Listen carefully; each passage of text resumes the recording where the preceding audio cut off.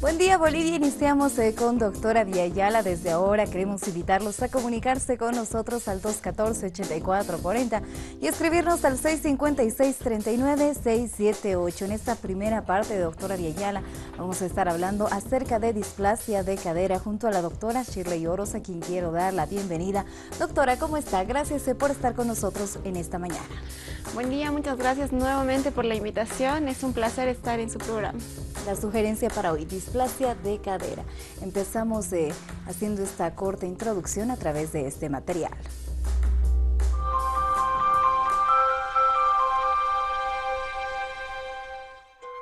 Displasia de cadera.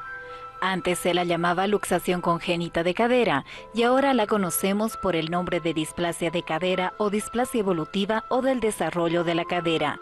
Es una de las malformaciones de los miembros inferiores más frecuentes de los recién nacidos. Para detectarla, el pediatra controla la posición de las caderas del bebé en los primeros chequeos después del parto y en las revisiones médicas de rutina.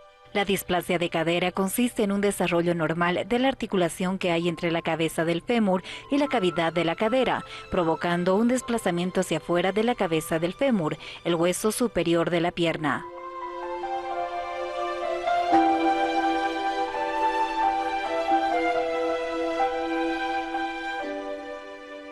Cuando la cabeza del fémur y la cavidad donde debe alojarse no encajan perfectamente, el hueso tiende a salirse de la cadera de forma intermitente, pero en los casos más graves el hueso se coloca fuera de su posición natural de forma permanente. Es lo que se conoce como cadera luxada. El por qué se produce la displasia de cadera en el bebé no está del todo claro, pero se barajan algunas posibilidades como causas de la mala postura del feto en el útero materno, un bajo nivel de líquido amniótico, antecedentes familiares, un embarazo postérmico, el nacer por cesárea o que se haya producido la dislocación durante el parto. También se consideran factores predisponentes un peso elevado del bebé, la posición de nalgas, que sea el primer hijo, un embarazo múltiple, hipertensión arterial materna y la macrosomía del bebé.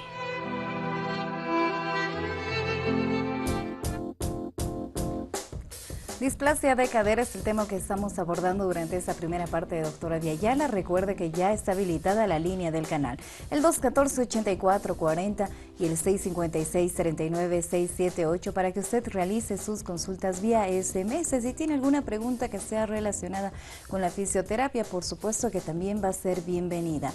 Doctora, complementemos, ¿qué es la displasia de cadera? Bueno, la displasia de cadera es una alteración que se presenta en la relación que tiene la cabeza del fémur y el acetábulo, que quiero decir, el hueso superior de la pierna y la parte de la cadera, ¿no? No hay una correlación entre estos. Para que haya una cadera estable, el hueso del fémur, la cabeza del fémur tendría que estar dentro del acetábulo y con el acetábulo en la forma correcta. La displasia de cadera es la alteración en esto, ¿no? En ocasiones se puede presentar que hay una displasia de cadera agregándole a que el acetábulo, la parte de la cadera, está verticalizada, y eso es bastante común, ¿no? Se presenta más en niñas que en niños, por una situación hormonal en las mujeres. Se puede presentar por antecedentes familiares, se puede presentar realmente en un forceps, pero ya no se realiza eso. Generalmente cuando se realizaba un forceps y se jalaba las piernitas del bebé es que se podía producir la displasia, pero ahora ya no se hace eso, ¿no?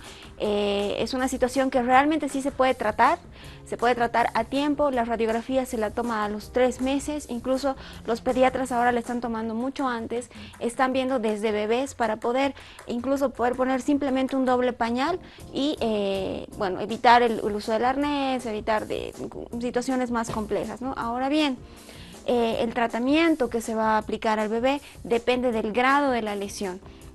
Un niño tiene que tener 20 grados en cada cadera, incluso menos. ¿Por qué? Porque a los 2 años llegan a los 18 grados.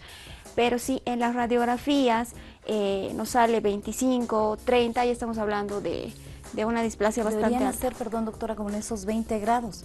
20 grados o menos, sí, 20 grados es el tope para que un niño tenga en las caderitas, ¿no? Porque esa es la formación. Poco a poco esa cadera va a ir ingresando más, va a ir formando más, cuando el niño vaya caminando, llegando a los 2 años, como una idea es de 18 grados que tendría que tener el bebé.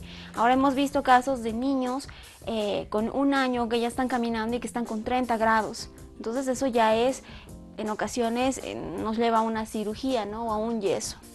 ¿Es cierto que podría darse más en el lado izquierdo que en el derecho? En general, se puede presentar, no es una regla, pero sí hemos visto que se presenta más en el izquierdo. No en todos los casos. Esto puede ser por la situación de las piernitas, pero no es una regla que pase. Generalmente se presenta en un lado más que en el otro. No significa que la izquierda tiene displasia, que está con 25 grados, y la derecha no tiene. Sí va a presentar, pero probablemente con menos grados, ¿no? Pero igual va a tener la displasia, igual va a tener la alteración en la cabeza del fémur. Muy bien, muchísimas gracias, doctora. Nuestras amigas y amigos en casa, recuerden que pueden comunicarse con nosotros al 214-8440 y escribirnos al 656-39678. Es importante su participación para que así a través de cada una de sus preguntas vayamos armando esta entrevista. En la primera parte de doctora Villayala, les recuerdo que estamos hablando acerca de displasia de cadera. Doctora, en casa, ¿cómo las mamás podrían darse cuenta de que podría estar padeciendo de una displasia de cadera el bebé si es que no ha sido determinada por el pediatra con anticipación? Eso es importante. Lo que yo les recomiendo a las mamás es que vean las piernitas del bebé. Hay pruebas, hay maniobras que si no son la base para el diagnóstico, porque lógicamente la radiografía y la ecografía nos va a dar la respuesta clara.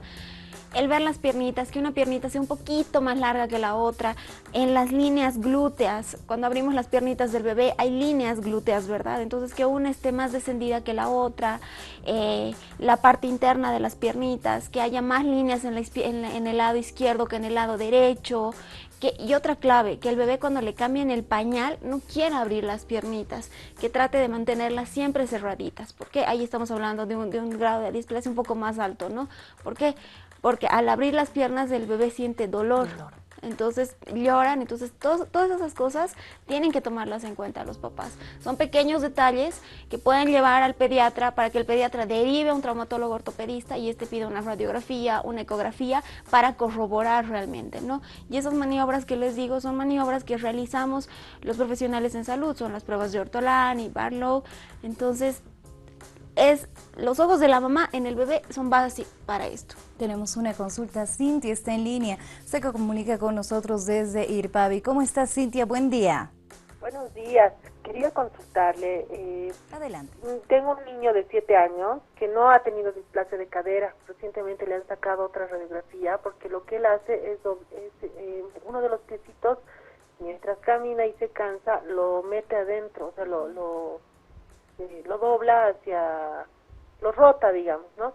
Entonces el doctor me ha dicho que la cadera está rotada desde arriba, puede ser, no lo entendí muy bien. Quería saber qué me recomienda para mi hijito, tiene 7 años. Gracias, Cintia, por comunicarse con nosotros. Bueno, Cintia, les recomiendo que haga fisioterapia al niño, es el momento.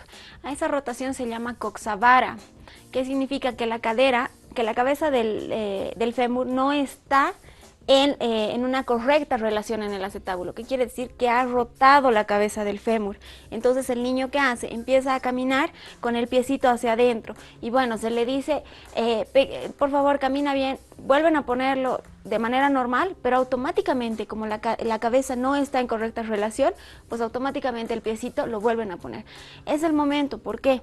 Porque se le va a dar en el tratamiento fisioterapéutico y con el traumatólogo ortopedista las plantillas adecuadas. ¿Para qué? Para que roten la piernita, y la fisioterapia, ¿qué va a hacer? Va a fortalecer y va a trabajar para que esa cadera rote y en un momento más largo, cuando el niño sea más grande, cuando sea adulto, no se tenga que operar, ¿no? Entonces es el momento de que busque fisioterapia. Para estos casos, la base es la fisioterapia más la plantilla ortopédica. Los dos trabajan de la mano, no hay otra cosa que pueda ayudarle. Dentro de esos tratamientos, doctora, cuando hablamos de displasia de cadera, algunos elementos que se utilizan, por ejemplo, son el doble pañal, el arnés. ¿Existen algunos otros y en qué consiste? Sí, definitivamente, como les decía, es según los grados. En un grado bajo se puede poner el doble pañal, que no es el doble, no es ponerle los pañalitos que se compran dos veces, ¿no? Sino es un pañal de tela que se pone y que hace que las piernitas estén en abducción, quiero decir que las piernitas estén abiertas. La otra es el arnés, es varía el tipo de arnés, ¿no? ¿Cuál es la función? Que las piernas estén flexionadas y abiertas. ¿Para qué? Para que la cabeza y los piecitos ingresen la cabeza del fémur en el acetábulo. Cuando ya es un grado más alto se utiliza el yeso. Cuando realmente ya hay una luxación, pues se tiene que operar. Es incómodo para los bebés, doctor, y seguramente por eso muchos papás deciden dejar el tratamiento para que continúen con el arnés o con alguno de estos elementos en el caso de sus bebés. Eso es importante. Por favor, yo les recomiendo eso a los papás. Si les han recomendado usar el doble pañal, cualquiera que sea el tratamiento, no se los quiten. Yo sé que el primer día o los 3 primeros días el bebé llora porque está con algo externo a él, le molesta, no le gusta tener las piernitas abiertas, a nadie le gusta estar con las piernitas abiertas para dormir, ¿verdad? Y menos cuando son bebitos. Entonces, por favor, tengan el corazón fuerte, soporten todos estos días, porque después ustedes saben que esto le va a hacer bien. He tenido casos en el consultorio de familiares en las que uno me trae al bebé y me dice, yo estoy con el arnés y hagamos la fisioterapia. Ya hay la prima o la hermana que le dice, sabes que mi bebé ha tenido displasia, le he quitado el arnés porque realmente le molestaba y ahora camina. ¿Y qué pasa? Que al año el bebé retrocede totalmente y lo tienen que operar de emergencia. Entonces, por favor, no les quiten el arnés, por mucho que lloren toda la noche. Son 3 días que van a llorar probablemente, o en un día se le va a pasar porque se va a acostumbrar. Esto es básico para el tratamiento. Tenemos una consulta, María está en línea. Bienvenida, doctora Villayala. Buen día, muchas gracias por poder consultar con la doctora. Adelante, María.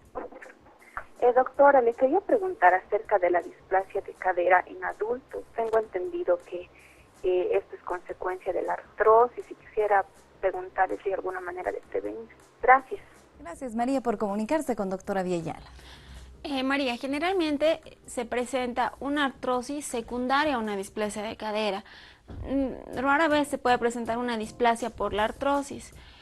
¿Qué pasa? A veces cuando no se diagnostica, y ese es otro ejemplo, cuando no se diagnostica a tiempo la displasia de cadera en los niños, pues cuando la mujer, generalmente en las mujeres, se embaraza, ahí aparecen los síntomas, ¿no? Que le duele la caderita, sienten dolores en la espalda y descubren que había tenido una displasia de cadera. Entonces ahí hay que hacer fisioterapia o en un caso más grave operar, ¿no? Entonces es mejor tratarlo de niños, es mejor tratarlo cuando son más chiquitos. No digo que no se puede tratar cuando son adultos, pero cuando son adultos ya es solo paliativo, ¿no? O bien operar, que es otra, pero es más fuerte el tratamiento. Ahí está entonces la respuesta para nuestra querida amiga María. Ustedes recuerden que pueden comunicarse con nosotros al 214-8440 y al 656-39-678. El tema que estamos abordando en esta primera parte de doctora Villayala es displasia de cadera. Y nosotros estamos, por supuesto, a la espera de cada una de sus preguntas mientras nos vamos a la pausa. Ya regresamos con más.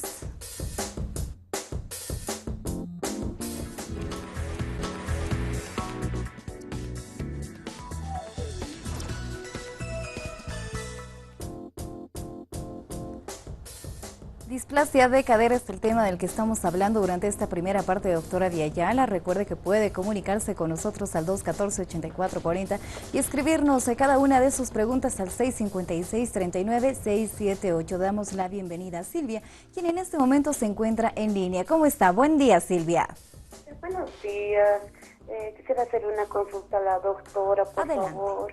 Doctora, le cuento que hace un año atrás he sufrido una molestia, una caída y una molestia bien grande en las caderas. Me iba a sacar una radiografía y me dicen que he tenido displasia de niña y a consecuencia de eso tengo que utilizar prótesis. El dolor de mi pierna izquierda es insoportable, doctora. No me dan una solución más que la prótesis. ¿Será eso o qué otra solución me puede dar? Por favor, doctora. Gracias por comunicarse con nosotros, Silvia. Doctora. Bueno, ese es un claro ejemplo de lo que les decía.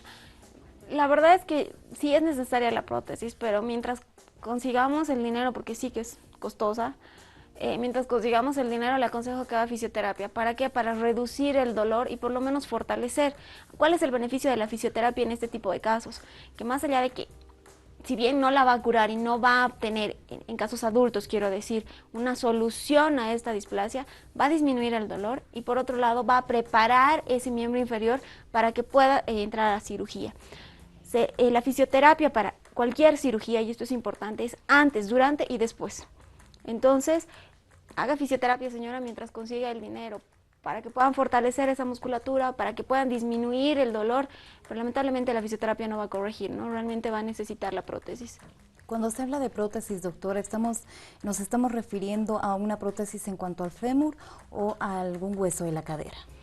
A la cabeza del fémur, eso depende mucho del tipo de lesión que tenga la paciente, pero lo que se hace es poner una prótesis que reemplace la articulación, ¿no? Que pueda trabajar de manera normal la cadera. Generalmente se pone en la cabeza del fémur. ¿Cuánto tiempo de recuperación aproximadamente se requiere en el caso de un tratamiento quirúrgico? Tiene que ser, es por eso que les recomiendo que sea inmediato. Saliendo de cirugía, a los 2 días empiezan la fisioterapia. ¿Por qué? Porque una cadera operada es una cadera la más difícil de tratar con respecto al tiempo, quiero decir. ¿Por qué? Porque es un hueso esponjoso, entonces tarda más en hacer calloso y bueno, todo un largo proceso, ¿no? Entonces necesita fisioterapia para poder levantar al paciente y que el paciente vuelva a caminar lo más pronto posible. ¿Qué pasa si no hace fisioterapia después de la cirugía? Va a tardar más, ¿por qué? Por el temor a moverse, va a perder más masa muscular, al pararse va a tardar 1 mes, 2 meses, le va a doler más cuando camine, entonces es inmediato, saliendo de cirugía. Generalmente los traumatólogos lo piden, pero si no lo pidieran, ustedes busquen ayuda de un profesional. La primera fase en estos casos es que el fisioterapeuta vaya a la casa, porque lógicamente el paciente no va a poder ir a un consultorio de fisioterapia. Entonces busca al fisioterapeuta para que vayan a atender en la casa y ya posteriormente, cuando ya sea necesario, usted recién puede ir al consultorio. Tenemos otra consulta, Paola está en línea. Bienvenida, doctora Villayala. Buenos días. Quisiera hacerle una pregunta a la doctora. Adelante. Mi hijita tiene 3 meses, le hice sacar la radiografía de las caderitas, me lo ha medido el doctor y me ha dicho que tiene 30 en cada caderita.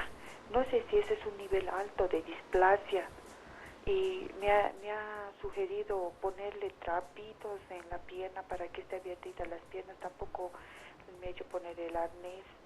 Entonces me ha dicho que le haga masajitos en la cadera para que abra más las piernitas. No sé si es lo correcto o necesita siempre arnés. Muchas gracias, doctora. Gracias, Paula, por comunicarse con nosotros. Doctora. Depende mucho del criterio de cada traumatólogo. Definitivamente 30 son grados muy altos. Entonces, para un niño de 3 meses son grados altos, pero depende del criterio del traumatólogo. Probablemente lo que está tratando de hacer el traumatólogo es acostumbrar al bebé al doble pañal, que es el famoso trapito que les piden, que tiene que ser grueso. Mamá, yo le pido a usted que si tiene 30 grados, póngale un trapito bastante gruesito, que sea, no sé, de las toallitas que utilizan para abrigarlos, que los doblen 3 veces y pongan eso. ¿Por qué? Porque necesitamos que las piernas estén abiertas. Sí necesita arnés, pero eso es criterio del traumatólogo, la verdad. ¿Tendría que ponerlo en forma de pañal, doctora, o simplemente entre las piernitas? No, es entre las piernas, es un trapito cuadrado, las famosas franelas que utilizan, ¿verdad? Tienen que doblarlo y tiene que ser de una altura aproximada de este tamaño, unos 10 centímetros, 20 de grosor. ¿Para qué? Para que el bebé abra las piernas. ¿Cuál es la función del doble pañal? Abrir las piernas. ¿Por qué? Porque al abrir las piernas ingresa la cabeza al acetábulo. Ahora hay que también tomar en cuenta en esta radiografía si está formado el acetábulo o está verticalizado el acetábulo, porque en ese caso sí o sí va a requerir fisioterapia, ¿no? Pero entonces ya le digo a la mamá, hagamos lo que nos dijo el traumatólogo, no pongámosle el doble pañal, pero bastante grueso, y bueno, también ver una segunda opinión en algunos casos, ¿no? Nunca es malo, ¿no? Más si está en desconfianza justamente en este aumento de la mama. Tenemos otra pregunta. Pedro está en línea. Bienvenida, doctora Villayala. Buenos días, doctora. Quisiera consultar acerca de mi hijito, ¿no? Adelante, que le hago sacar radiografía a sus 3 meses y tenía el problema de 30 por lado de grados, ¿no? En su luego le vuelvo a hacer sacar el 29, me recomiendan arnés y resulta que a los 2 meses lo he llegado a quitar y quiero saber si eso tiene alguna consecuencia, porque el doctor me dice, como ya va a bajar, resulta que una vez que yo le he quitado, me ha indicado que poco a poco debería quitarle, pero mi bebé se fatigaba y yo de golpe lo he quitado, no sé si he hecho mal en quitarlo de repente o tenía que quitarse poco a poco el arnés. Gracias, Pedro, por comunicarse con nosotros. Lo que decíamos, doctora. Bueno, 30 grados igual, es alto, ¿no? Si le han puesto 2 meses de fisioterapia, 2 meses de arnés, perdón, ¿cuál es el procedimiento que se hace? No en todos los casos, cada caso es un mundo, cada paciente es un mundo aparte. Pero lo que sí se hace es quitarle y ponerle solamente en las noches el arnés, o a veces se les dice que se les ponga solo mediodía, o en ocasiones se les quita el arnés y se les dice, pero que en lugar del arnés se les ponga el doble pañal. ¿Por qué? Porque tenemos que mantener las piernas abiertas. Ahora, ¿cómo vamos a saber si este bebé ha recuperado o no? Con una radiografía y con la visita al traumatólogo ortopedista. Vamos a dar respuesta a las preguntas que nos están llegando al 656-39678. Buenos días, doctora. Sabe, tengo mi bebé de 11 meses. A los 6 le hice sacar su radiografía y me dijeron que estaba bien. Luego a los 7 meses le hice caminar en andador. Ahora que tiene 11 meses siento que camina un poquito chueco. ¿Será que puede tener displasia por culpa del andador ahora? Nos realizan esta pregunta, doctora. No, el andador no es nada bueno, no ha sido un invento bueno. El andador está prohibido, ¿por qué? Porque los peores accidentes ocurren en el andador. En un minuto que usted, en un segundo, se dé la vuelta, ese niño ya se ha hecho algo. Ahora, ¿en qué afecta a las piernas? Que como el bebé empieza a empujar, él no sabe cómo está caminando y empieza a rotar las piernas. Entonces ahí puede producir una lesión mayor, pero no una displasia de cadera. Ahora hay que ver, si está caminando un poquito chueco, con las piernas hacia adentro, con los piecitos hacia adentro, hay que descartar un coxavara, un genuvalgo, pero eso básicamente con el traumatólogo y la radiografía, o el fisioterapeuta y la radiografía. Debe visitar entonces al especialista. Tenemos más preguntas. Buenos días, mi bebé usó arnés desde los 3 meses, estaba con 34 grados en ambas, después bajó a 24 también en ambas y dejó el arnés. Ahora tiene 8 meses y subió a 25 en la izquierda y 27 en la derecha.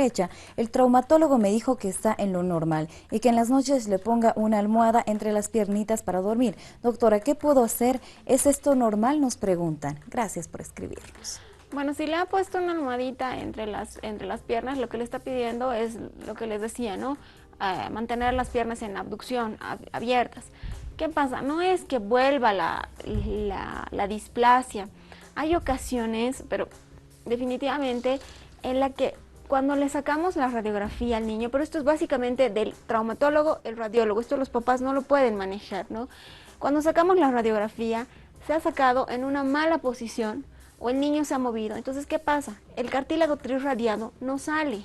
Entonces, cuando el traumatólogo, el radiólogo, porque obviamente esto depende mucho de ellos porque son los especialistas, ven, el cartílago no ha salido y dicen, ok, ya no tiene displasia, le sacamos el arnés.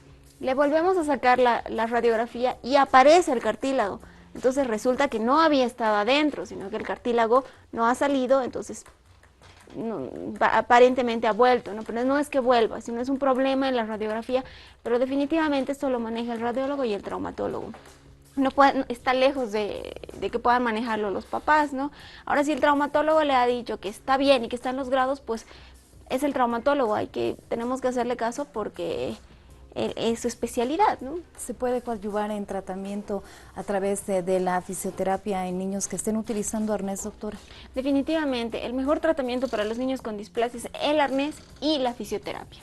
O en cualquier alteración traumatológica, coxavara, genuvalgo, que son las rodillas en X, es importante el traumatólogo y el fisioterapeuta. Trabajan de la mano, trabajen con esto. ¿Por qué? Porque así vamos a acelerar el proceso de formación de la cadera. Tenemos 2 consultas más a las que vamos a dar respuesta. Doctora, buenos días, me caí con la garrafa llena, me lastimé la cadera. Antes de caer tenía un problema, caminaba balanceándome como un pingüinito. Nos dice, tengo 45 años, ¿qué me aconseja? Gracias por realizar su pregunta. Lo importante es la radiografía. La evaluación, lógicamente, es importante. El traumatólogo va a evaluar, pero lo que nos va a corroborar es la radiografía, ver qué tipo de lesión ha habido para ver qué tipo de tratamiento se va a hacer.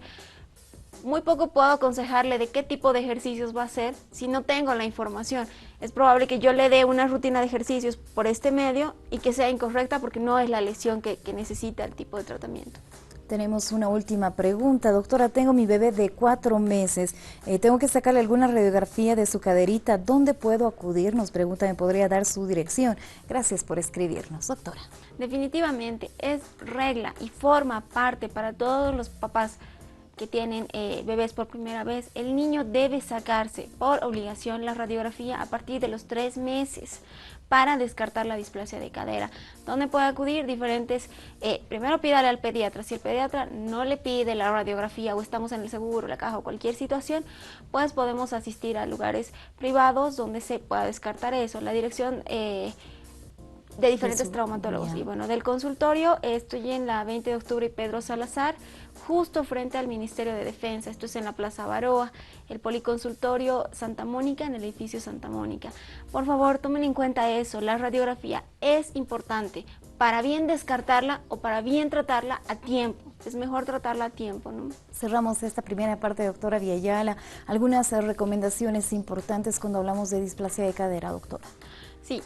Por favor, no les quiten el arnés. Yo sé que nos duele que nuestros pequeños estén llorando, pero por favor no les quiten el arnés, no les quiten el doble pañal.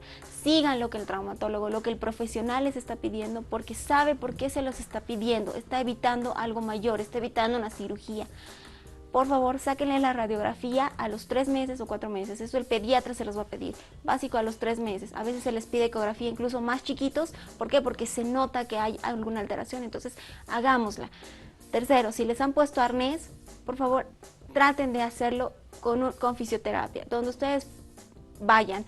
Si están asegurados, si están en un policonsultorio, vayan y pidan que les den fisioterapia y el profesional va a ver si es necesario o si solo con el arnés va a trabajar. Pero básicamente con los dos se hace más fácil el tratamiento. No debemos descuidarnos definitivamente, porque habríamos también hablado y visto de alguna forma las consecuencias. Muchísimas gracias, doctora. La esperamos en una próxima ocasión en este espacio dedicado a la salud de toda la familia. Doctora Villayala. Gracias nuevamente por la invitación. Espero realmente que los consejos les sean útiles para los bebés. Personalmente trabajo mucho con displasia de cadera y no es grato saber que el papá está llorando porque le ha quitado el arnés. Por favor, escuchen las recomendaciones. Gracias por la invitación nuevamente y bueno. Gracias, doctora. Le esperamos en una próxima ocasión. Nos vamos a la pausa en Doctora Villayala. Después estaremos abarcando un nuevo tema en cuanto a medicina. Recuerde que puede comunicarse con nosotros al 214-8440 y al 656-39-678. Ya regresamos.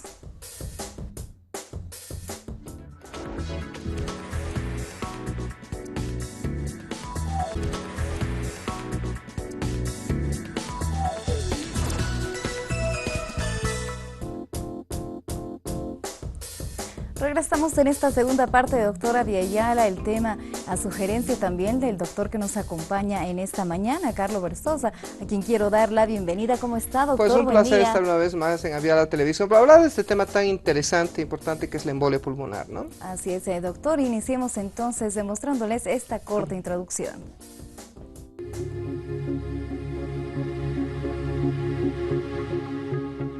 La tromboembolia pulmonar es una situación clínico-patológica desencadenada por la obstrucción arterial pulmonar por causa de un trombo desarrollado in situ o de otro material procedente del sistema venoso.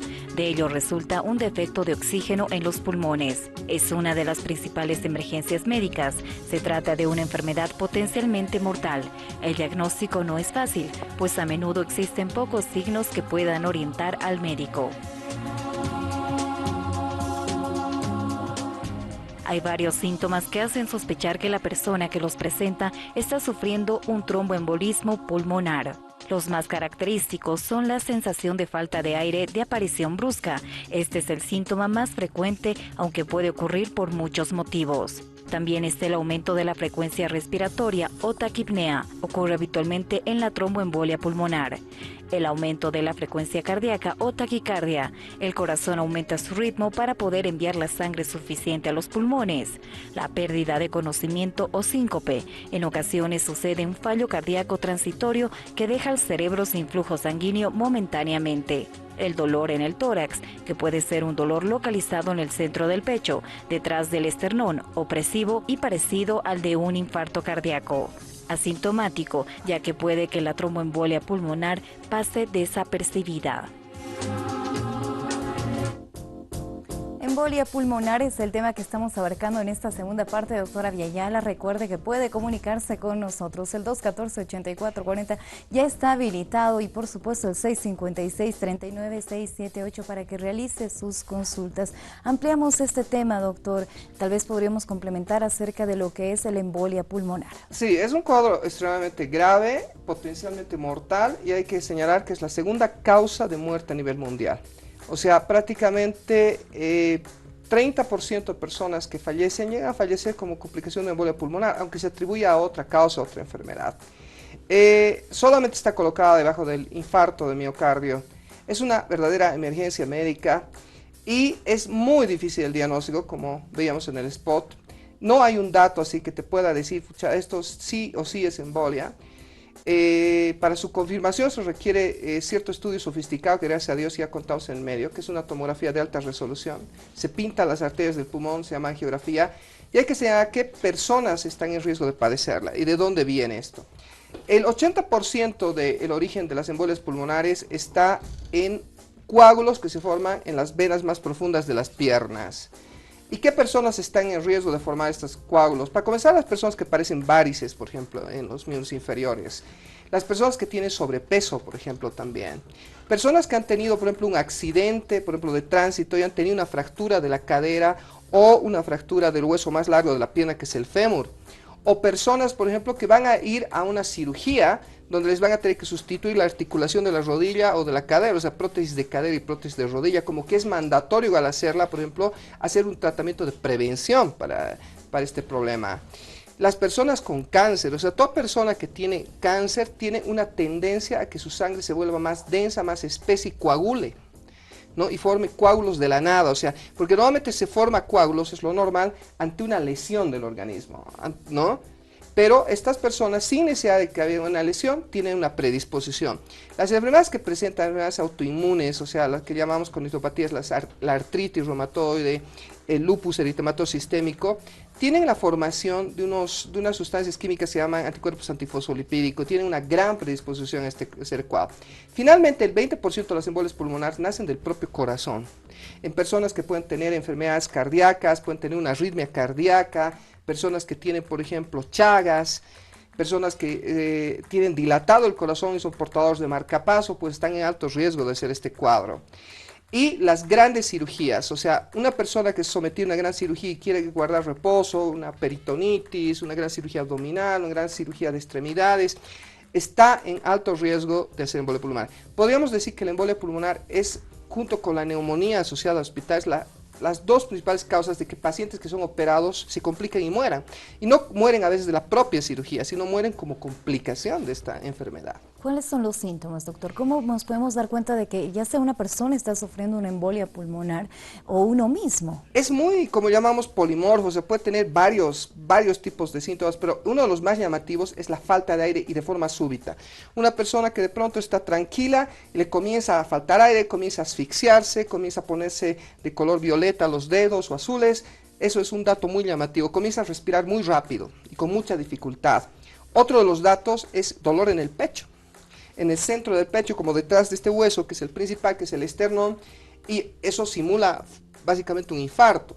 Hemos tenido casos donde el paciente, incluso médicamente, no estamos hablando, él presumía, sino médicamente por otros colegas ha sido diagnosticado como infarto, y hechos todos los estudios hemos demostrado que en realidad no era un infarto, era una embolia pulmonar que tiene tratamientos más o menos distintos y enfoques totalmente distintos. Otra de las características es la persona que de pronto comienza, por ejemplo, igual de forma súbita, a toser y escupir con hilos de sangre. Entonces lo que llamamos hemoftoicos es otro dato. Y otro dato que puede haber también es que de forma súbita la persona comienza a tener un dolor pero profundo, intenso aquí en el costado, como si le estuvieran clavando un puñal, sobre todo al toser o al respirar. Estos son datos importantes. Y también, como hemos dicho, el 80% de las embolias pulmonares se deben a coágulos que se forman en las piernas. Algo que aparece antes de una embolia pulmonar es la hinchazón de una pierna. No se hinchan ambas por igual, sino sobre todo una se hincha con mayor volumen y además está caliente y dolorosa, ¿no? Sobre todo en la parte aquí de la pantorrilla o en la parte posterior del muslo. Y esos datos son muy altamente sugestivos de embolia pulmonar. Y otro de las formas en las que se presenta puede ser directamente que la persona sufre un desmayo, pierde el conocimiento por unas fracciones de segundo, eso se llama síncope, porque como decía el spot, se interrumpe de pronto la circulación en el corazón. ¿Y qué es la embolia pulmonar? En realidad es la obstrucción de las arterias pulmonares que llevan el oxígeno desde el corazón al pulmón para que se oxigene. Entonces es un cuadro dramático porque te compromete tanto la respiración, porque la sangre no se oxigena, como el corazón, sobre todo el lado derecho del corazón, porque tiene que hacer excesivo esfuerzo para bombear contra coágulos que obstruyen la circulación. Doctor, tenemos una llamada que nos está guardando en línea. Julio, muchísimas gracias por esperarnos. Buen día. Buenos días, quiero felicitar al programa y al profesional que está ahí en el canal. Muchísimas gracias, Julio. Quiero hacer la siguiente pregunta, es sobre una persona mayor que tiene 60 años y tiene demasiadas, en la noche le vienen muchas punzadas a la altura del corazón y ya más de una vez se ha desvanecido, o sea, pierde la conciencia, obviamente después recupera, pero así despierta con una ansiedad de cansancio. ¿Puede ser estos síntomas de algún mal, doctor? Por favor, si nos puede ayudar. Realmente podría, por todo lo que usted me refiere, estar presentando embolias pulmonares pequeñas, pero el peligro es que obviamente presente una embolia pulmonar mayor y esto puede ser mortal. Esto puede ser mortal. Entonces, urge obviamente evaluar a la paciente. Hay que hacer diagnóstico diferencial en el caso de la paciente con problemas de conducción cardíaca. Puede ser que presente arritmias cardíacas también.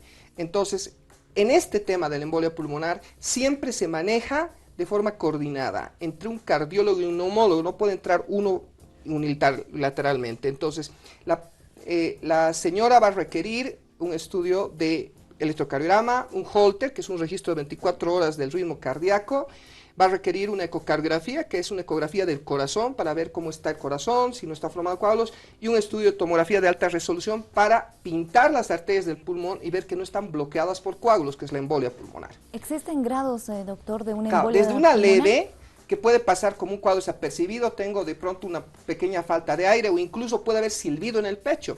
Miren, una de las cosas interesantes es una persona que nunca ha presentado asma, de pronto, de forma súbita, comienza a presentar dificultad para respirar, silbido en el pecho, puede ser embolia, puede confundirse fácilmente un médico no experimentado o la propia persona puede pensar que tiene asma, pero es una embolia pulmonar. Desde un cuadro leve, así una dificultad respiratoria transitoria, hasta cuadros dramáticos donde de pronto se produce una embolia pulmonar, la persona pierde el conocimiento e incluso llega a ser una parada cardíaca súbita, o sea, muerte súbita. Es la segunda causa de muerte súbita después del infarto de miocardio y por delante de la embolia cerebral, del accidente vascular cerebral, de muerte súbita. ¿La edad influye, doctor? Es decir, Sí, un niño, un adolescente. las personas que tienen más predisposición son las personas mayores de 40 años, las personas que ya tienen problemas pulmonares o cardíacos previos, las personas que, como digo, tienen problemas de varices, las personas operadas o las personas que padecen estas enfermedades autoinmunes, lupus, esclerosis sistémica, artritis reumatoide, están en alta predisposición de poder hacer este problema. Entonces, incluso en estas personas, por ejemplo, personas que han sufrido un traumatismo, personas que entran a una cirugía mayor, obviamente evaluando el riesgo de sangrado postoperatorio, pero deberían recibir prevención, tratamiento preventivo de la embolia pulmonar, que se hace con medicamentos anticoagulantes. El medicamento de elección se llama andropanina y la enoxaparina, que se colocan debajo de la barriguita, son inyecciones subcutáneas y que pueden prevenir este cuadro. Perfecto, muchísimas gracias, doctor. Gracias también a nuestros amigos y amigas por participar. Les recordamos que estamos ya en los últimos minutos de Doctora Viayala y que pueden comunicarse a través del 214-8440 y escribirnos al 656-39-678. Embolia pulmonar es el tema que estamos abarcando en Doctora Viayala. Nos vamos a la pausa. Ya regresamos para responder cada una de sus preguntas.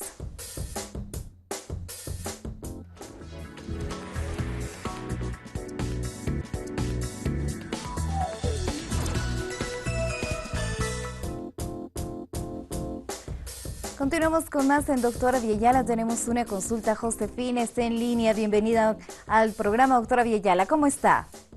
Buenos días, señorita, y buenos días también al doctor. Quería hacerle una consulta. Mire, adelante. Respecto a la presión y a la tensión, si es lo mismo. ¿Presión y tensión? Sí. Bueno, Perfecto, no es el gracias. tema, estamos en otro tema, pero la presión sanguínea en realidad es la fuerza que ejerce la columna de sangre sobre la superficie de los vasos.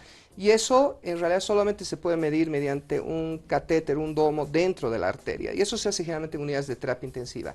Lo que nosotros los médicos medimos es la tensión arterial, que es en forma externa, ¿no? Bueno, no es exactamente el tema, vamos a hablar del tema de la hipertensión, que es un tema interesante en otra área.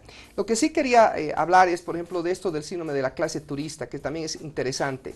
Yo he tenido muchas veces pacientes que han llegado de un viaje, arribando aquí a La Paz, y han comenzado a tener falta de aire, han comenzado a tener dolor de cabeza, dolor en el pecho, y lo primero que se ha pensado es que estaban desadaptando a la altura.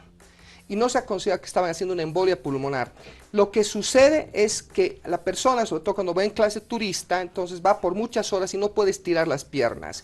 Y eso se ha demostrado que incluso en personas que no tienen ningún problema de varices, en personas, entre comillas, sanas, eso predispone a la formación de coágulos. Y el momento que se levantan del avión, trum, desprenden un coágulo desde las venas de las piernas, llega al corazón y el corazón lo bombea a los pulmones. Y es una embolia pulmonar. Y hemos tenido cuadros de embolia pulmonar que estaban siendo diagnosticados con problema de altura. Y otra de las cosas es que obviamente la embolia pulmonar es un cuadro tan grave que si no es tratado de forma inmediata puede llevar a la muerte. O sea que es un cuadro que ante la sospecha se tiene que hacer todos los exámenes, excluir el diagnóstico o confirmarlo y tratarlo de la forma más inmediata, porque puede ser mortal y súbito. Ahí está, entonces Sí. si no es tratado a tiempo, una embolia pulmonar. Tenemos una llamada telefónica. Josefina, continúa en línea. Bueno, ahí está, entonces muchísimas gracias por comunicarse con nosotros. Recuerden a todos nuestros amigos y amigas que pueden llamarnos al 214-8440 y también escribirnos al 656-39-678. Tenemos algunas otras preguntas. ¿Puede dar embolia pulmonar en jóvenes de 20 años? A mi sobrino le duele el pecho y siente que le falta el aire. Sería inusual, por lo que refiere a su sobrino, podría ser más frecuentemente esto asma. Es más... puede eventualmente personas muy jóvenes tener, pero tienen que tener una predisposición. Si una persona menor de 40 años tuviera un problema de estas enfermedades autoinmunes o tuviera un cáncer, por ejemplo, hay personas que tienen leucemia, tienen linfoma y están siendo tratados, están usando quimioterápicos, o el caso de pacientes, por ejemplo, que han tenido, como digo, accidentes de tránsito. Cualquier persona puede tener, una persona muy joven puede terminar, estas personas sí están predispuestas, o estar mucho tiempo postrado por alguna razón, por alguna enfermedad, mucho tiempo en cama, sin poder movilizarse.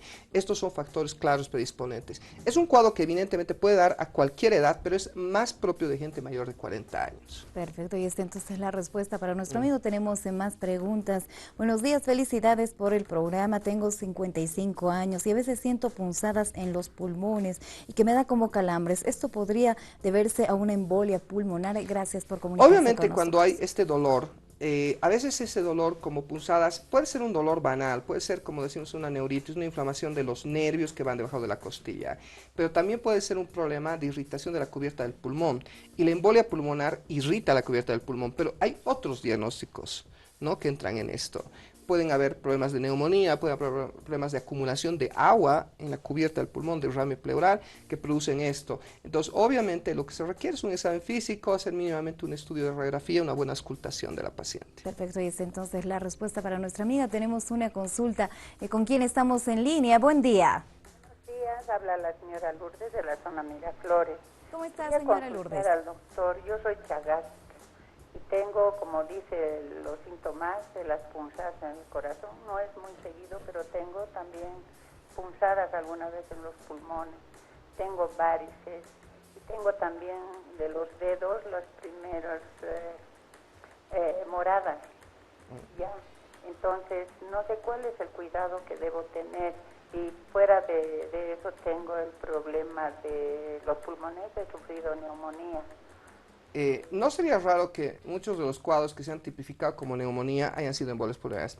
Mire, yo tengo una paciente ahorita que está internada, que en realidad pensaban que tosía, botaba algo de secreción, algo de, como digo, de sangre muy pequeña, y ya varios días y le estaban tratando como si fuera una bronquitis.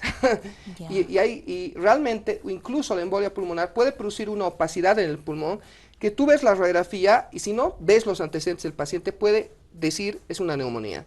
Pero por los factores de riesgo que cita la señora podría haber sido ya embolias pulmonares. Entonces la primera cosa es, hay que hacer una ecografía y hay que ver también cuán dilatado está el corazón, porque el Chagas va a dilatar el corazón y va a bajar la cantidad de sangre que expulsa el corazón, eso llamamos fracción de eyección, la cantidad, el porcentaje de sangre que expulsa el corazón en cada latido.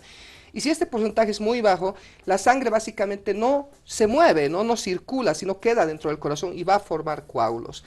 Entonces, yo creo que habría que hacer obviamente estudios, pero presumo que debería estar con algún tratamiento de prevención anticoagulante. Antes se usaba la warfarina, pero es un tratamiento que ha demostrado que tiene muchos problemas, le das la dosis, interacciona con cualquier medicamento, tomas aspirina, se sube, tomas otro medicamento, se baja.